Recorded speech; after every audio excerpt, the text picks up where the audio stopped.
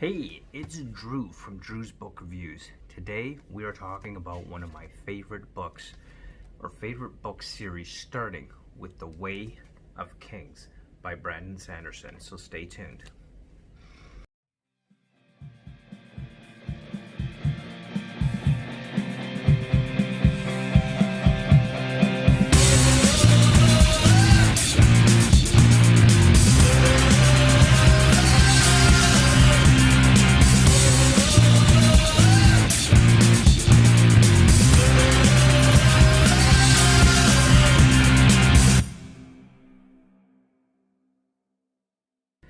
Okay, so The Way of Kings, first book in the Stormlight archive. This is an incredible book. Let me just get that out there up front. This is one of my all-time favorite book series ever. Absolutely love the Stormlight archive.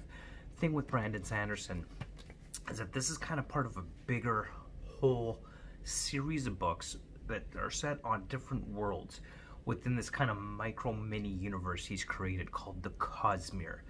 And The Way of Kings takes place on the world of Roshar. These are thick books. They are by no means small. This is epic fantasy. There's one thing that Brandon Sanderson is known for, it is definitely not short books. Way of Kings starts us off on this adventure on Roshar, and it focuses around just a few pivotal characters. We've got Dalinar Kholin, we've got Shallan Devar, and Kaladin Stormblessed. But let's start a little bit about the world building. The world of Roshar, pictured here. This is a world that is kind of like a world with a single supercontinent, essentially. And it is a world that is ravaged by these regular hurricanes called high storms. So I actually got a great picture of a high storm right here. Just kind of give you an idea of what they're like. These are massively powerful storms. Now, the really cool thing about these storms is that they're imbued with what's called Stormlight. This is the whole basis of the entire magic system on the world of Roshar. And what's really cool about Stormlight is that it's not just the magic system, but also within the whole Stormlight it's the basis of their monetary system as well. So you even have what they refer to as spheres, or they could have dun spheres or infused spheres. Again, what you're seeing here, here's an example of what the spheres from Stormlight Archive might look like. Just some really awesome stuff with that. And the whole world building aspect behind Brandon Sanderson's Way of Kings is just phenomenal. And one of my favorite aspects of it, this is a rough, harsh land, and this is an area of his magic system, how you have to basically get the power of magic right from nature itself. And that I just think is absolutely really cool. One of the primary areas of this world that this storyline takes place in is what's called the Shattered Plains, where basically we have the kingdoms of the Alethi going to war with this group called the Parshendi, which are these creatures, or these forms, like these intelligent beings, aliens maybe you want to call them, that have the ability to take on different forms. So the Shattered Plains, as you can see here, it's kind of this dried up, desolate wasteland that looks like it's just been shattered, and it's divided by all these different big crevices or cracks in the land, essentially. And in this whole war effort, what we have going on here is that this army uses what's called bridge crews, which is kind of where we have Kaladin's story taking place.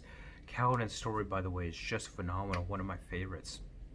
And so what he has within these bridge crews is he's basically a boy who was trained as a surgeon, joined the army, eventually got sold off as a slave, and wound up on one of these bridge crews, Bridge 4 specifically, where he has lost all hope of any purpose to existence or life, and it's really just kind of worn him down. And Kaladin is just a phenomenal character. One of my favorites in this whole series, admittedly, definitely one of my favorites. His story arc is just amazing. And the great thing about Sanderson's writing here is that he deals with a lot of things, not just epic fantasy and kind of magic and stuff, but he's infused into this religion. We've got the Vorinism religion that's part of that. We've got the whole ideas of politics involved in this war, ideals of leadership. He deals effectively and well with Kaladin's character, who is suffering from severe mental psychological depression, something I've got experience with myself. And so being able to see how depression is, I guess, exemplified or shown or demonstrated through the character of Kaladin is just phenomenal, and just one that I absolutely enjoyed reading and thought was just really, really awesome. And so the whole purpose behind the whole story on what's happening to Kaladin, and that's one of my favorite aspects of that. He kind of comes across this Spren. Now the Spren are really interesting too. You see, the Spren, that are these creatures that tend to just show up out of nowhere. They are the embodiments and physical manifestation of our thoughts, our fears, our desires. There's all kinds of aspects to this Spren. You got wind Spren, you got fear Spren, you got pain Spren, you got jealousy Spren. Like, there's just a Spren for every conceivable idea or emotion that exists. So they're the embodiment of what it is to be human, I guess. And this one particular Spren, Syl, as you can see here, she kind of attaches herself onto Kaladin. And this is really odd for Spren and his storyline and how she starts developing and becoming self-aware of who she is. And I really love how she does that, because she kind of becomes the, I guess you could say, the Pinocchio of the story. She explores what it means to be human and wanting to become more real, but also at the same time, she kind of serves as that conscience, as she questions things that Kaladin does. As she becomes more real, she becomes a greater understanding of who he is, and what she is. And they kind of grow together into this awesome new power that Kaladin is coming into. And that's just a fascinating storyline that I thought was really, really enjoyable with the whole Way of Kings. And just overall, again, just loving this book series, and I think it is fantastic. I've actually been going back and re-listening to it on Audible.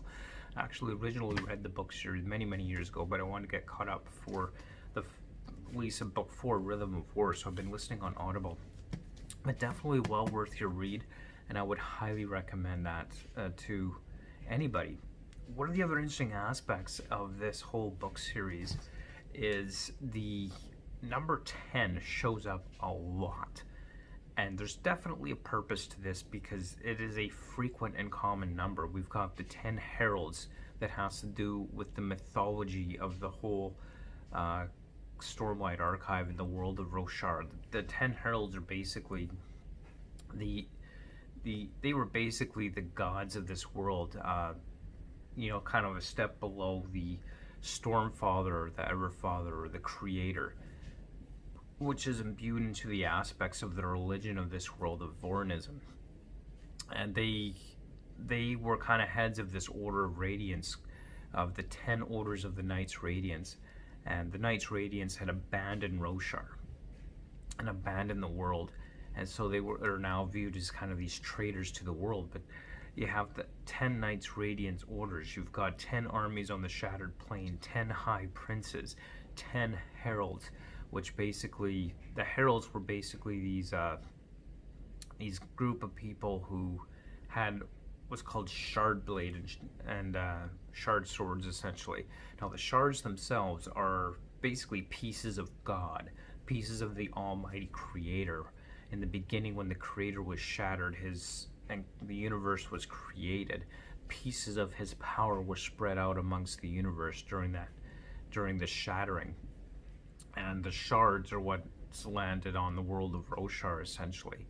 And those shards imbued their users with the powers, and they originally became the heralds. And it's just, it is just amazing, and it's just awesome all around.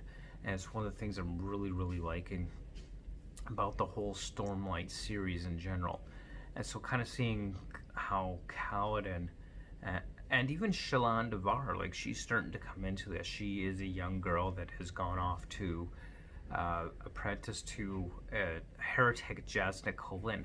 That's another thing with this book, is Brandon Sanderson really has this good mix of this idea of atheism versus the religious, and how atheism approaches the worldview and versus how the religious side of things approach the worldview, and how those two sides inevitably have conflict, and yet both are essentially looking for truth. And Shallan Devar, she apprentices herself to Jasna Colin, who is a heretic and yet a world-renowned scholar in this world. And Shallan Devar is also finding herself coming into powers of her own. Through this apprenticeship is when she first starts discovering this. So I'm trying not to get too spoilery, but there's just so many good things to say about this whole series, this whole book, and just the Way of Kings in general, which I really, really, really love. And it's just a great book, and you've got to check it out, especially if you're a Brandon Sanderson fan, especially if you love that high fantasy. This is so well looking into. Absolutely. This book primarily focuses on Kaladin's story, which again is a phenomenal story, and I need you to go read it. It's just so good in so many ways. And the next book, Words of Radiance, you know, we start to see more of Shallan's story, about her coming into her powers and her sprint. But we'll just leave it at that for now, and I definitely recommend go and check this out. Again, just really good book and well worth reading. And yeah, I mean, if you've read the Stormlight Archive, let me know what you think in the comments down below. And definitely don't forget to like, comment, and subscribe. And don't forget to go read The Way of Kings. You gotta do it. It's an amazing book. It really is. The whole series is amazing. So go check it out. Definitely 5 out of 5 stars for me. Absolutely loving it, and really look forward to Rhythm of War Book 4 of the series. But stay tuned, because we are going to be going over Words of Radiance and Oathbringer as well. But until then, keep on reading. Bye.